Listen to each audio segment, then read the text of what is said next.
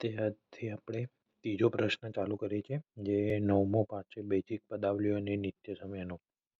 એનો એમાં પહેલો પ્રશ્ન શું આપેલો છે આપણને? બહુપદી ડેશમાં બે ચલ છે, બરોબર? જે બે ચલ હોય એ આપણે ટીક કરવાનું છે.